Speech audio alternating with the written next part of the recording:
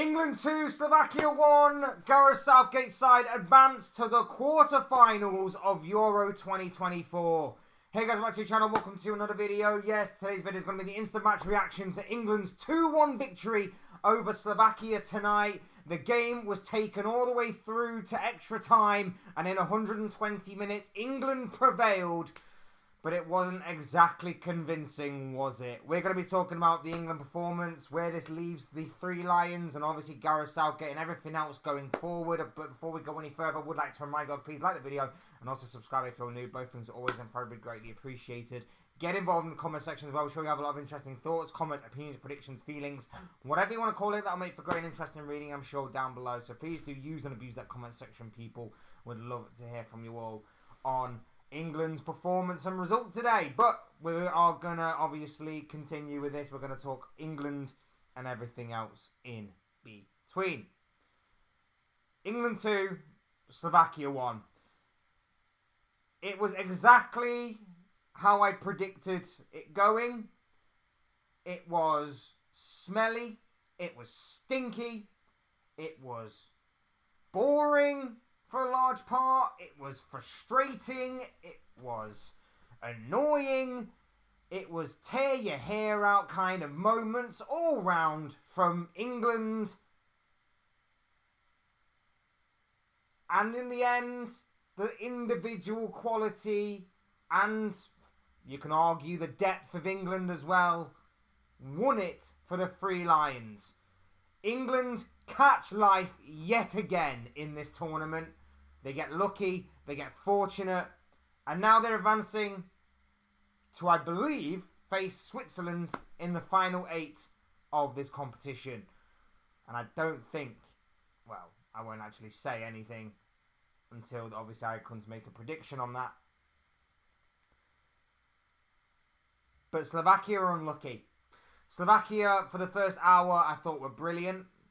And then it came to the hour mark and Slovakia had a decision to make.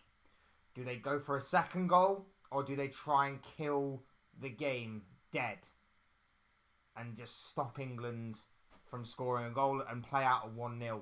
And they went for the 1-0, and you could tell that they just didn't have enough individual quality to match England. You could tell that they were tired. You could tell that the fatigue mentally and physically was setting in for the Slovakians. And unfortunately, they just couldn't hold out another 90 seconds or so to obviously hold out that 1-0 win, with Jude Bellingham obviously scoring the equaliser deep in injury time. It was unfortunate for Slovakia.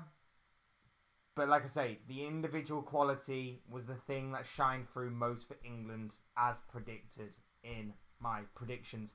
And anyone out there saying that this is a Gareth Southgate masterclass, this is all on Gareth Southgate's genius of sitting there for about 70-odd minutes and only making one substitution despite having no shots on target, is deluding themselves as much as probably what Gareth Southgate is deluding himself right now.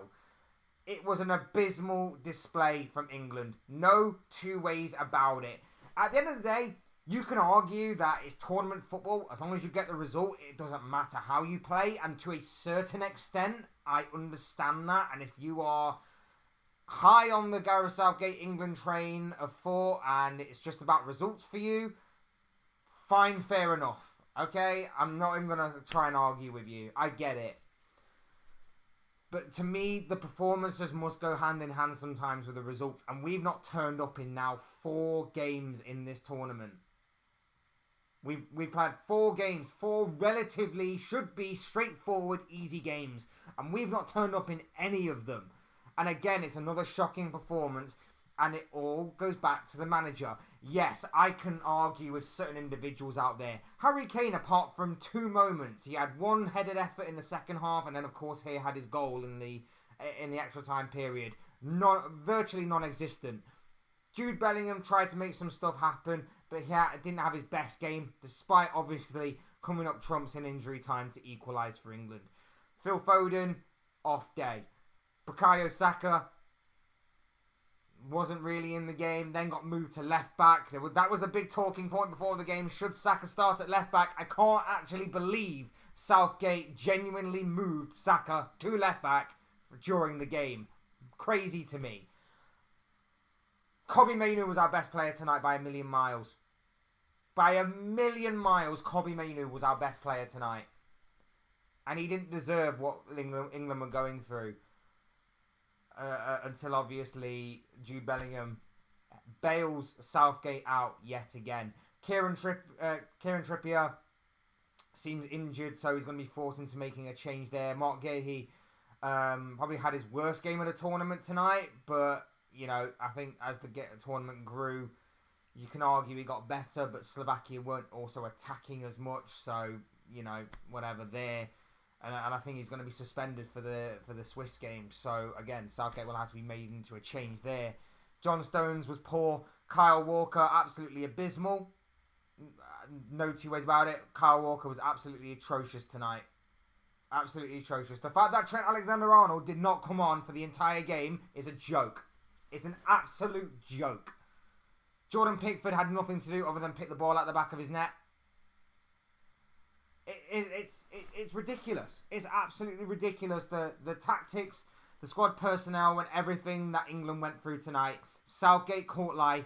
England caught life. Southgate got bailed out by an individual piece of brilliance by Jude Bellingham, and then by the easiest of headers for Harry Kane. Like if he doesn't find the back of the net there, you're questioning what the hell is wrong.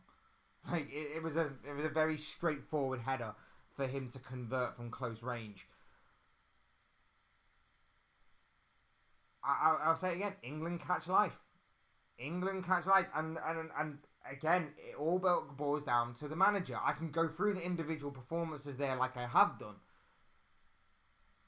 And it all boils back to the manager. Certain players still being played out of position. The starting 11.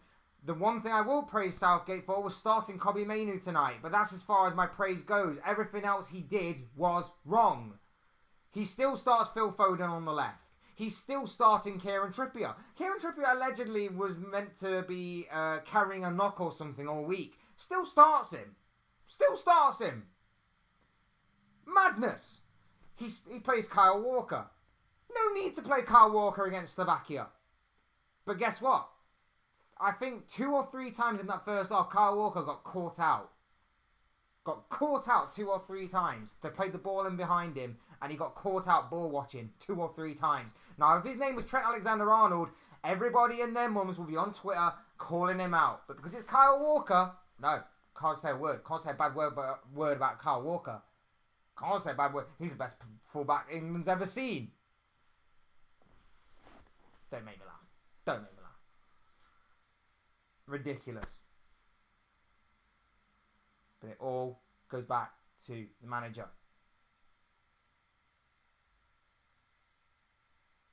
No Anthony Gordon. No Ollie Watkins. He throws on Ivan Toney, which people think is now a genius move. And it's like, no, he got lucky. No Trent Alexander-Arnold, like I say. No Joe Gomez. Absolutely atrocious management. One sub with roughly about 70, 80 odd minutes gone. In a must-win game in which there was no shots on target, nothing worthy of note that Slovakia had to deal with. We barely penetrated their back line. The one time we did, Phil Foden strays offside. He didn't need to be offside. He didn't have to be offside. But the one time we had the ball in the back of the net, he's wandered into an offside position, which was poor on his part. They could say he's unlucky, but he didn't need to be in the position that he was. He just had to hold his run. That's it. It's atrocious. So there are minor things I can moan at the players for, but ultimately, again, it goes back to the manager. Certain personnel, the squad, substitutions not being made, and the worst part again, England score very early on in extra time. And the guy still does his usual tactic of not going for the kill, but instead sitting back. Sitting back. There was still 28 odd minutes to go. And the guy sat back. He then at half time of extra time brings on Ezri Konsa and Conor Gallagher to see out the game for the final 15 minutes. I've said it time and time again.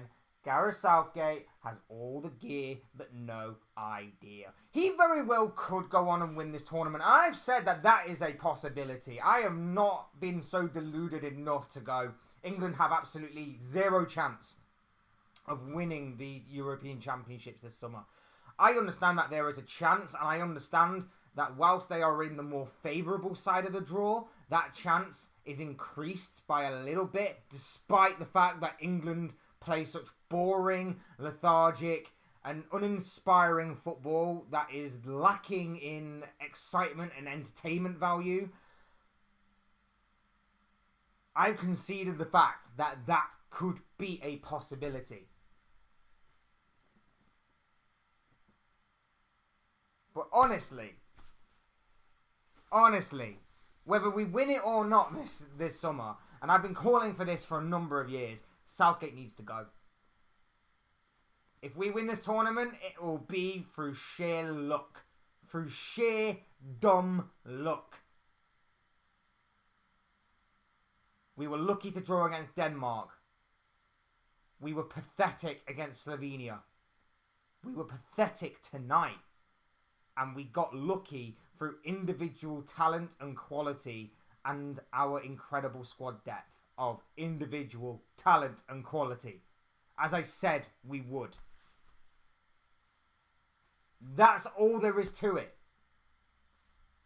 There's no brains behind the operation. There's no masterclass that needs to be examined. There's nothing.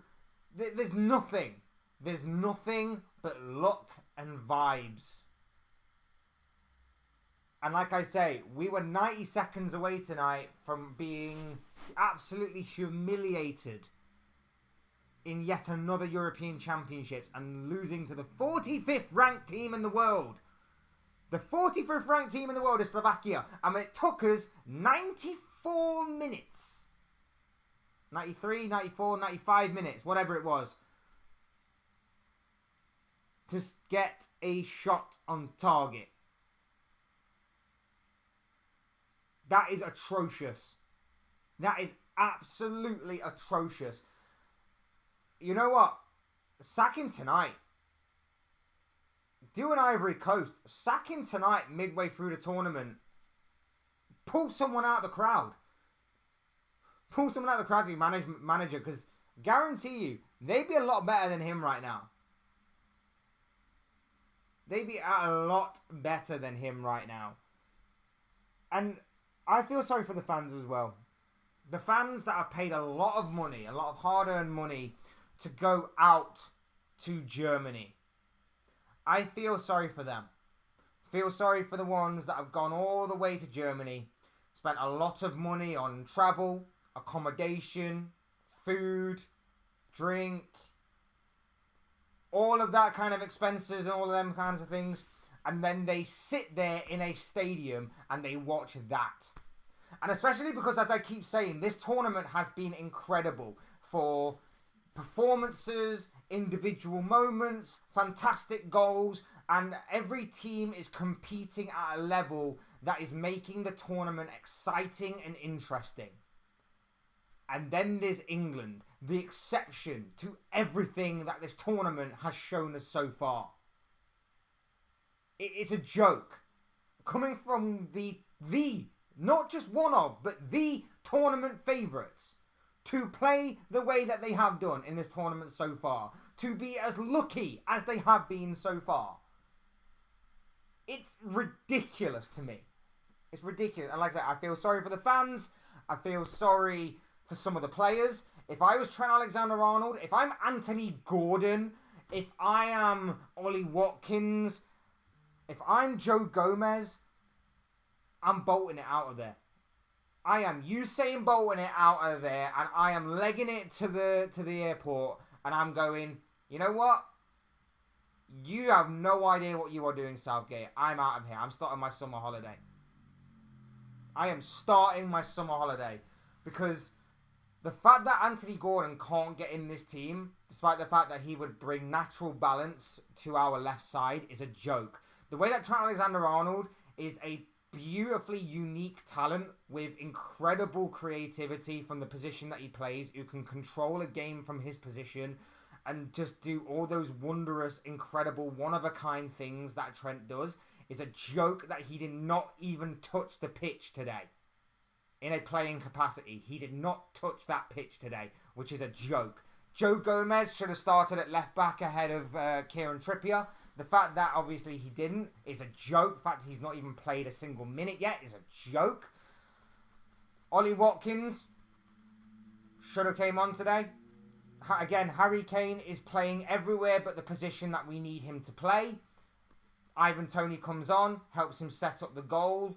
Right, a little bit fortuitous, of course, but there you have it. He still sets us up. But again, no Watkins, but yet we're playing Harry Kane, who's played poorly so much this tournament, is clearly unfit, still battling the injury maybe that he obviously picked up towards the end of the campaign, and yet he seemingly can't do nothing wrong, and yet we don't play Ollie Watkins, who has had a phenomenal season with Aston Villa. If I am any one of those four players, and maybe you can add one or two others in there as well, I'm bolting it. I'm bolting it to the airport. I'm starting my summer holiday early, and I'm just leaving this England side because the fortunaty on this England side is unbelievable. The stubbornness of Gareth Southgate is even more unbelievable and phenomenal. That his stubbornness is just crazy. And I'm pretty sure he's going to come out after the game. He might have already said it. He might have already said it while I've been doing this video. He will come out and say something completely stupid and delusional. I'm pretty sure of that. A lot of you may be saying he's going crazy. England have just won and he's going absolutely crazy. Well, I'm going crazy because I see the bigger picture.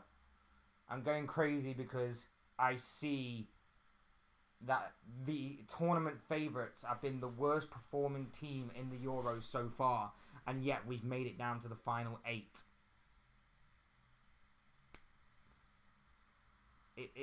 It's unbelievable. It's absolutely unbelievable what is going on right now.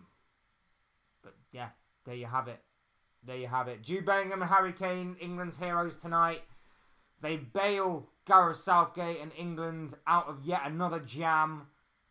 Southgate catches life yet again. But the bottom line is England advance to the quarterfinals, where they will face Switzerland. And to hell with it, I'm going to say it out right now. Switzerland are much better than Slovakia. Switzerland more balanced than Slovakia. Switzerland more depth than Slovakia. If England were 90 seconds or so away from losing tonight, I don't really have much hope for them. Unless something drastic changes between now and then, I don't think England are making it past the quarterfinals. Which, by the way, I did say in my Euros predictions, I believe England would make it to the quarterfinals and then bolt it out. So, there you have it. Those are just the thoughts, comments, opinions, predictions, feelings, whatever you want to call it, of this guy. I want to know what you guys think. What do you make of England's performance tonight against Slovakia? What do you make of the result of 2-1 England after extra time, of course, with now England marching on into the quarterfinals, where they will meet Switzerland in the final 8. Let me know your thoughts, your comments, opinions, predictions, feelings, whatever you want to call it. That'll make for great and interesting reading, I'm sure, down below in the comment section. Do talk to me there, people. Would love to know what you guys think and feel all on that.